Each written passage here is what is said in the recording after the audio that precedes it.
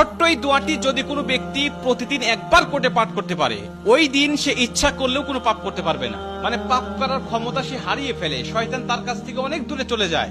নবীজি বলছেন, যদি কোনো ব্যক্তি এই দোয়াটা মাত্র একবার পাঠ করে, যেদিন সে পাঠ করবে ওই দিন শয়তান চিৎকার করে কাঁদতে থাকে, চিৎকার করে আওয়াজ দিয়ে বলতে থাকে যে আজকে সারাদিন তুই আমার ওয়াসওয়াসা থেকে মুক্ত হয়ে গেলি, আমি ইচ্ছা করেও আজকে তোকে আর ধোঁকা দিতে পারবো না, তুই আজকে আর কোনো পথভ্রষ্টের কাজ করতে পারবি না, তুই সেটা আমার কাছ থেকে মুক্ত হয়ে গেলি। এই দোয়াটার এতটাই পাওয়ার, এতটাই ক্ষমতা আল্লাহ পাক দিয়ে দিয়েছেন। অতএব আমরা এই দোয়াটা মুখস্থ রাখবো, ছোট্ট একটি দোয়া মুখস্থ করে প্রতিদিন আমরা তেলাওয়াত করব।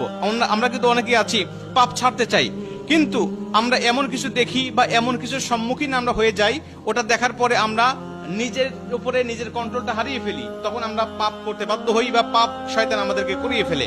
এজন্য যদি আমরা প্রতিদিন অন্তত ফজরের নামাজের পরে এই দোয়াটা যদি পাঠ করতে পারি, তাহলে আমরা কিন্তু শয়তান থেকে মুক্ত থাকবো ওই দিন সারাদিন। আর শয়তান থেকে মুক্ত থাকার কারণে আমরা ইচ্ছা করলে ওই দিন পাপ করতে পারবো না।